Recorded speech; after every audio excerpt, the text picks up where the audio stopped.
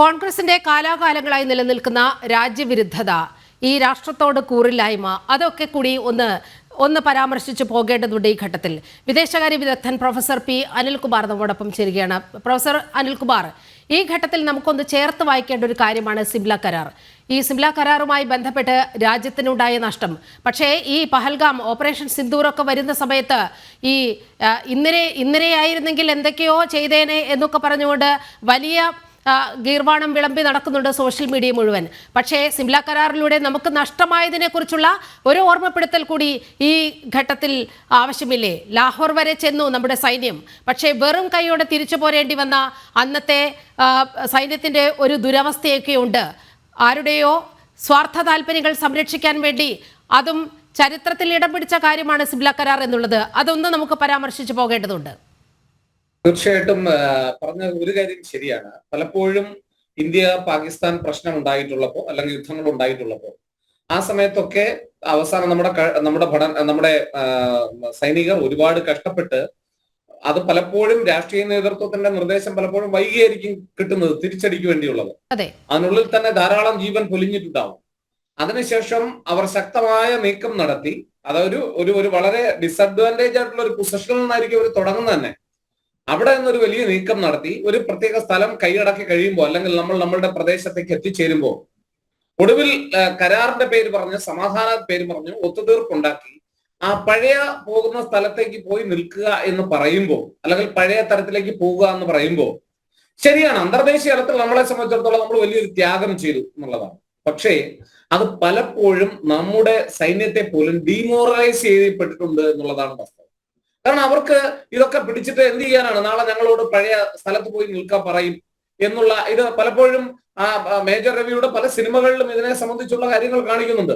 പലപ്പോഴും സ്ഥലം പിടിച്ചെടുത്തതിന് ശേഷം തിരികെ പോകാൻ പറയുന്ന ഒരു കാര്യം, അല്ലെങ്കിൽ പഴയ സ്ഥലത്തേക്ക് പോവുക സമാധാനത്തിന്റെ പേരിൽ. ഇപ്പോഴും പാകിസ്ഥാൻ ശ്രമിച്ചത് അത് തന്നെയാണ്. സിന്ധു നദിയിലെ കരാറിൽ നിന്ന് ഭാരതം പിൻവാങ്ങും എന്നാണ് അവർ കരുതിയത്.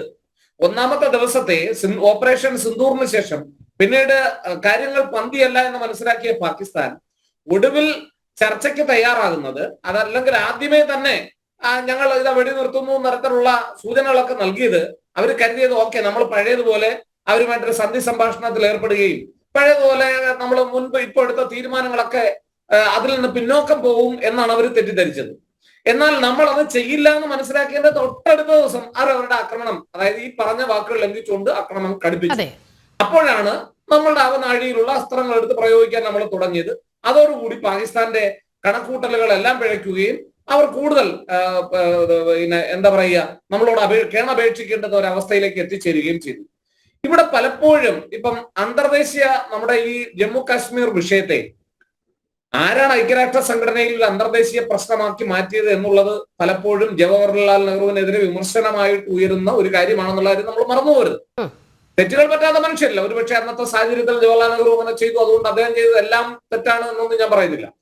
പക്ഷേ അവിടെ മുതൽ ഇങ്ങോട്ട് പരിശോധിച്ചാൽ നിരന്തരമായി ലോക സമാധാനത്തിന് വേണ്ടി നമ്മൾ പലപ്പോഴും കോംപ്രമൈസ് ചെയ്തിട്ടുണ്ട്. ഒരുപാട് സ്ഥലങ്ങൾ വിട്ടുകൊടുത്തിട്ടുണ്ട്. ടിബറ്റിന്റെ കാര്യം നോക്കുക. ടിബറ്റ് ചൈനീസ് ആക്രമണത്തിന് മുതിരുന്നു എന്ന് കണ്ട ഉടനെ തന്നെ അയ്യോ ടിബറ്റ് ഞങ്ങളുടേതല്ലേ എന്ന് പറഞ്ഞ് വെച്ചൊഴിച്ച ഒരു രാജ്യമാണ് ഭാരതം. പലപ്പോഴും നമ്മള് വളരെ ഡിഫൻസീവ് മൂഡിലായിരുന്നു, അല്ലെങ്കിൽ നമ്മളൊരു പ്രതിരോധ നിരയിലായിരുന്നു ഉണ്ടായിരുന്നത്. എപ്പോഴും അങ്ങോട്ട് ആക്രമിക്കുവാനോ അല്ലെങ്കിൽ നമ്മുടെ ദേശ താല്പര്യത്തെ അതിന് മുകളിലേക്ക് കൊണ്ടുപോകാനോ ഒന്നും നമ്മൾ വേണ്ടത്ര കാര്യമായി പരിശ്രമിച്ചിട്ടില്ല എന്ന് പറയുന്നത് തെറ്റൊന്നുമില്ല. ആ ഒരു പാരമ്പര്യം തന്നെയാണ് കോൺഗ്രസ് ഇപ്പോഴും പുലർത്തുന്നത്. ഏറ്റവും ഒടുവിൽ ഇപ്പോൾ രാഹുൽ ചോദിച്ചിരിക്കുകയാണ്, എത്ര യുദ്ധവിമാനങ്ങൾക്ക് കേടുപറ്റി, എത്ര നശിച്ചു പോയി എന്നൊക്കെ ചോദിക്കുമ്പോൾ തന്നെ ഈ രാജ്യത്തോടുള്ള രാഹുലിന്റെ വികാരം എന്തെന്ന് ഏറ്റവും ഒടുവിൽ കൂടി ബോധ്യപ്പെടുകയാണ്.